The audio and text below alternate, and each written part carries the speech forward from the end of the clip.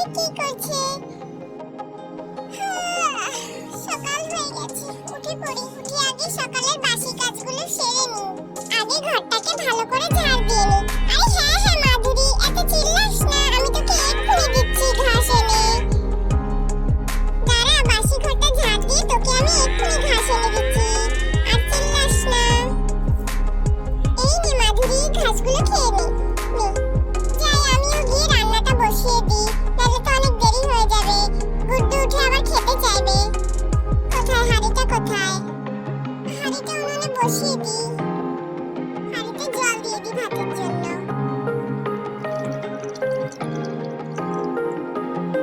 চাল দিয়ে দিই হাঁড়িতে।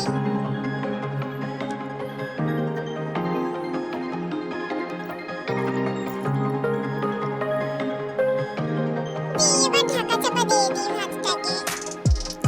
ঘরে তো কোনো সবজি। যাই উনুনে আগুন ধরানোর জন্য কাঠ নিয়ে আসি। আরে কাঠও তো প্রায় শেষের দিকে, মনে হয় এই সপ্তাহে আবার যেতে হবে খড়ি আনতে। ভাবছি দিদির জমিতে গিয়ে কিছু শাক তুলে নিয়ে আসবো। সেদিন দেখেছিলাম দিদির জমিতে অনেক ভালো ভালো নোটে শাক হয়েছিল, আর নোটে শাকটা আমার খুবই পছন্দ। যাই তাহলে একটু দিদির জমির দিকে যাই। দিদির জমিতে তো খুব ভালো নোটে শাক হয়েছে, সেদিন দেখে এসেছিলাম। আগুন তো প্রায় ধরিয়েই দিয়েছি, ভাতটা হতে থাক। আমি যাই একবার দিদির জমির দিকে। যাই গুড্ডুকেও নিয়ে যাই, নাহলে ও আবার ঘুম থেকে উঠে কান্না শুরু করে দেবে।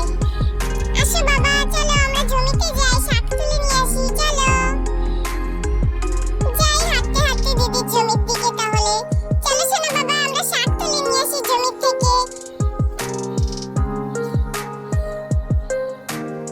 আরে বাহ, ওদিকে তো দেখছি কুসুম দিদি আর প্রিয়াও এসেছে শাক তুলতে। যাই আমি যাই। মা মা দেখো, রাধা আন্টি এসেছে শাক তুলতে আমাদের জমিতে। ও মা দেখো দেখো। আরে রাধা, তুই এসেছিস? আয় আয় বোন, আয় আমরা একসাথে শাক তুলি, আয়। হ্যাঁ রে দিদি, আমিও শাক তুলতে চলে আসলাম। ওই ঘরে দেখছি একটাও সবজি নেই, শুধু একটু টমেটো আছে আর হচ্ছে কিছু ডাল আছে। ভাবলাম একটু শাক তুলে নিয়ে যাই, ডাল ভাত হয়ে যাবে আর সাথে শাক। আরে ভালো করেছিস, আয় আয় আমরা শাক তুলি। আমিও বাড়িতে এখনো রান্না বসাইনি, বুঝলি তো? তাহলে বলছি কি, তোমার আর রান্না করতে হবে না আজকে। চলো শাক তুলে আমাদের বাড়িতে নিয়ে যাই, তারপরে একসাথেই রান্না করে ওখানেই খাওয়া দাওয়া করবে আমাদের বাড়িতে, ঠিক আছে? আর জামাইবাবুর জন্য পাঠিয়ে দেবো খন। আচ্ছা তাহলে ঠিক আছে, আয় আমরা শাক তুলি। দেখ কত শাক হয়েছে, নোটে শাক। কিছুদিন আগেই তোর জামাইবাবু এখানে লাগিয়েছিল বীজ, আর দেখ পুরো ভরে গেছে। কত সুন্দর, একদম তাজা তাজা।